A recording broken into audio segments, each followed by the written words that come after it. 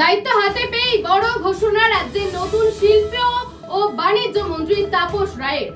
শিল্প দপ্তরে দায়িত্ব নেওয়ার পর তার প্রথম লক্ষ্য টাটা গোষ্ঠীকে ফের পশ্চিমবঙ্গে ফিরিয়ে আনা। তাপস রায় জানিয়েছেন, সিঙ্গুর সহ বিভিন্ন জায়গায় শিল্পায়নের নতুন সম্ভাবনা তৈরি করতে চান তিনি। তার কথায় গত 15 বছরে সিঙ্গুরে না হয়েছে কৃষির উন্নয়ন, না হয়েছে শিল্পের বিকাশ। তাই নতুন করে শিল্প গড়ে তোলার উদ্যোগ নেওয়া হবে।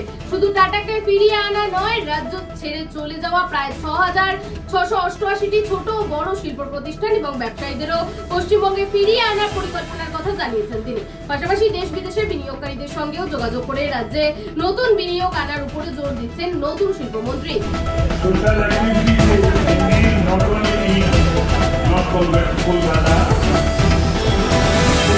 ছাড়াও কলকাতা ছাড়িয়ে গেছে উদয়ের পথে।